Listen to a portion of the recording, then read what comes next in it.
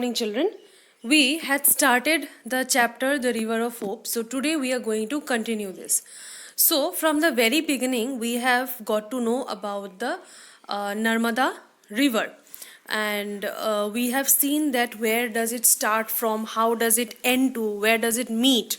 Okay, so it starts from the Amarkantak peak, which is considered to be one of the highest peak in the Maikala range, and from there it makes its long journey. It flows through the land and then it meets in the Arabian Sea.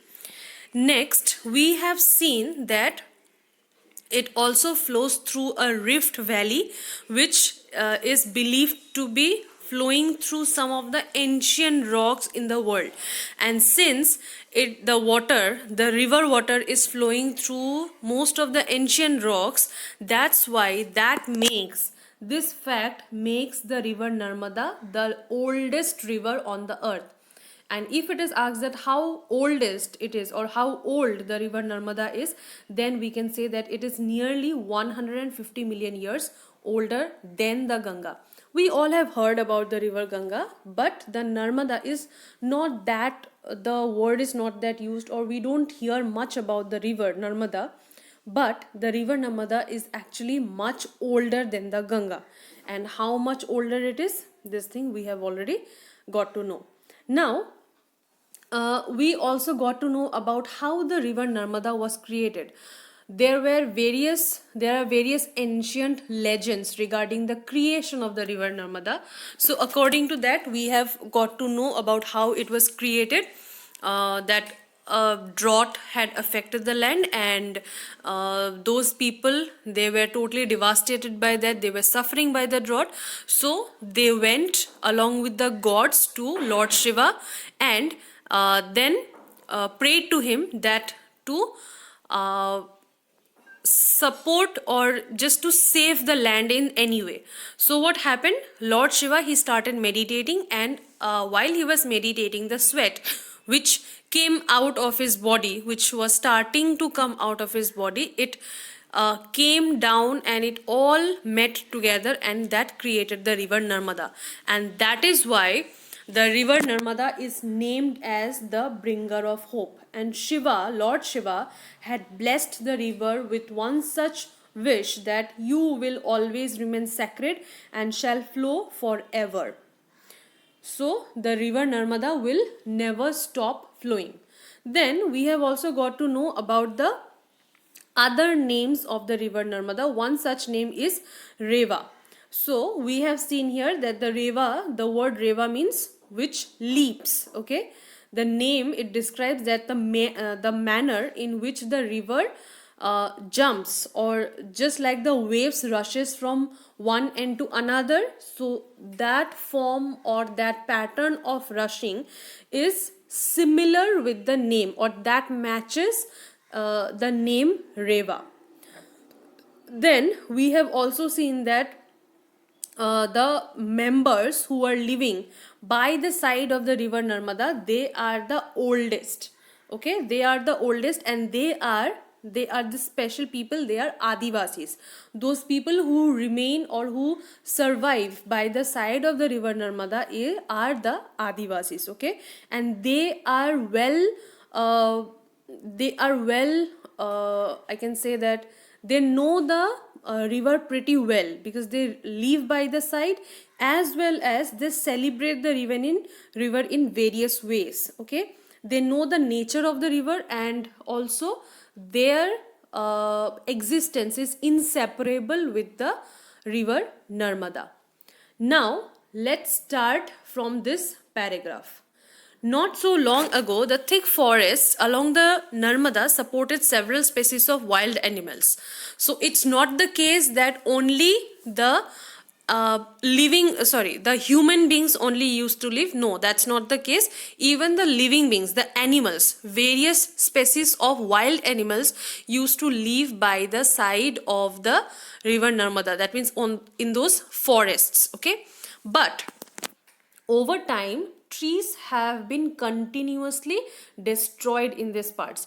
Now the thing is, human are the ones who are living by the side of the river Narmada. So this people, these humans, as we all know that human wants are unlimited. Okay, we if we have one thing, we will not be limited to that, or we will not limit our wish to only that. We want more, right? So as due to the population, okay, due to the population is increasing, the people are increasing, so as such they need more space to survive.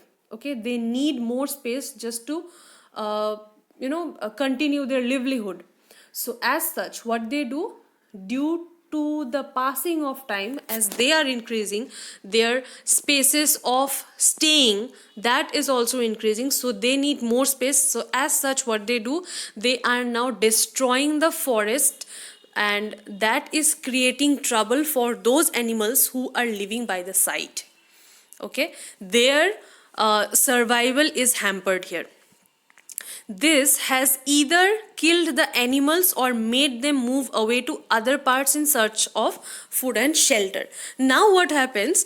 Now we will see in this way that while the people, the humans, are going to cut down the trees, the cut down the trees means the forests. Okay, so while the people are going to cut down the forest, there the animals are already residing. The animals are already living there.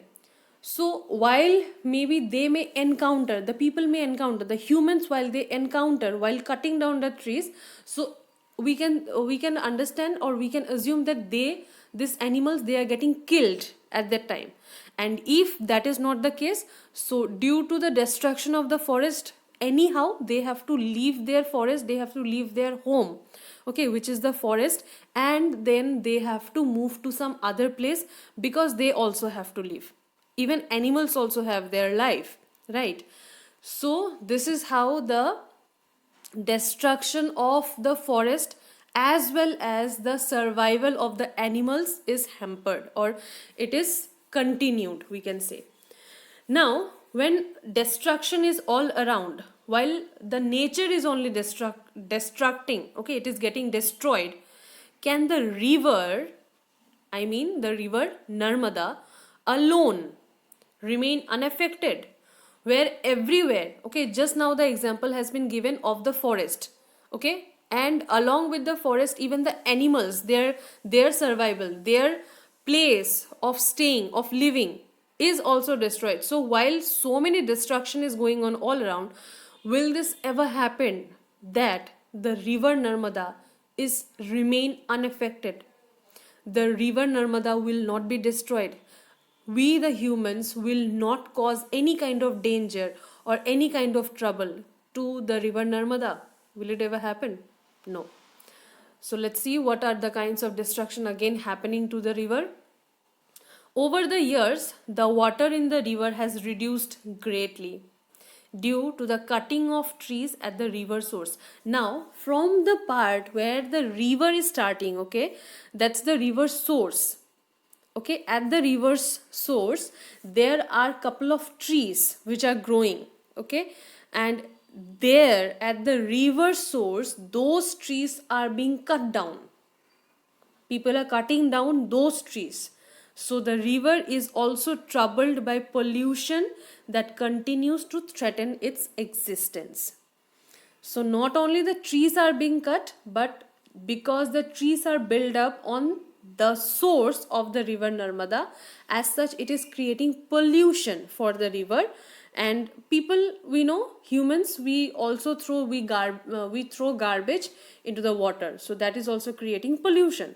So the river is troubled by pollution that continues to threaten its existence.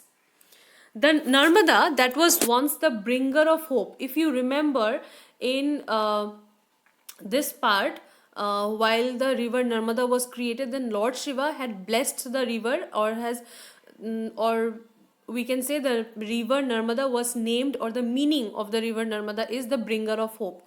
Now if we see, then it's written here that the river, which was once the bringer of hope to the land and its people, once upon a time this was the case, that the river Narmada had brought life to the people and its land. This river, that particular river, is now fighting for its survival. The river today has become a matter of discussion around the world. Everybody is discussing about the river, its existence, its survival. Will this ever happen? This is due to the number of dams that are to be built across it. We know, as it was said, humans, they are polluting the water, but they also need water, fresh water at the same time, right? They do need water. So this is due to the number of dams that are to be built across it. Plans have been made to change the course of the river so that it can provide water to far off regions in Gujarat and Rajasthan. So see, the sources of water are what?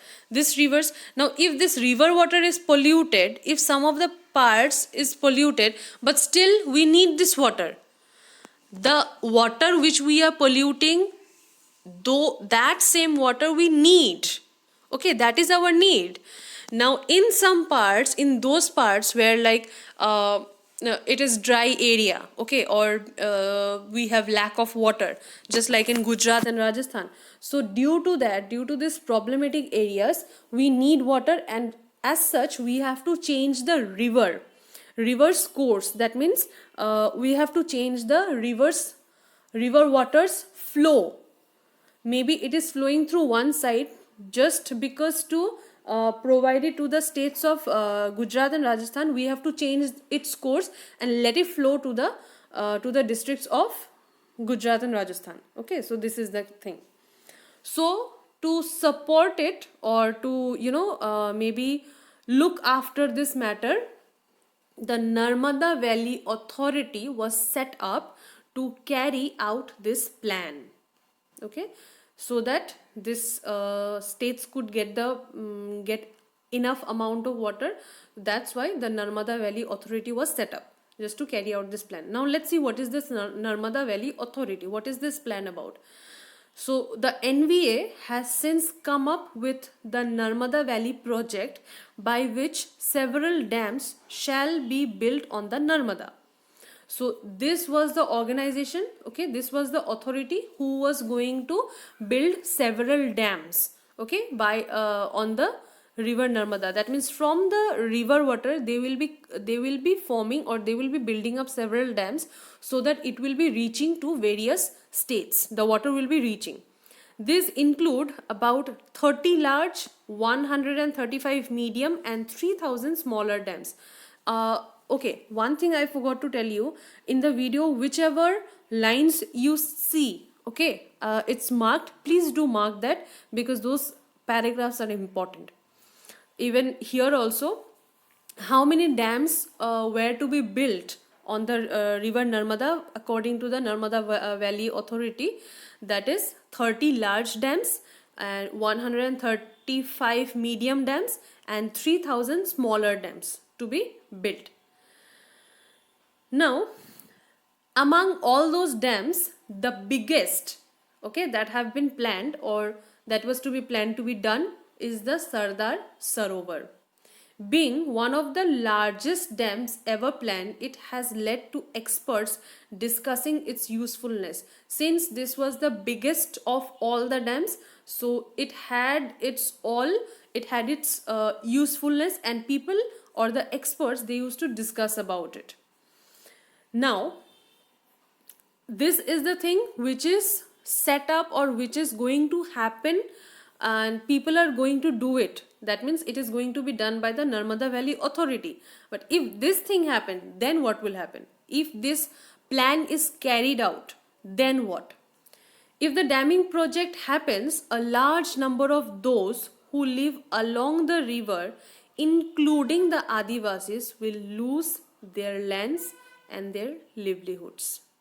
No doubt, the government have to look around for, they have to look after every state's wellness, okay, welfare, because those parts which are maybe dry, we can say, or those parts which are not having sufficient amount of water, they also do need water, Okay, suppose the states of Gujarat and Rajasthan, they need water.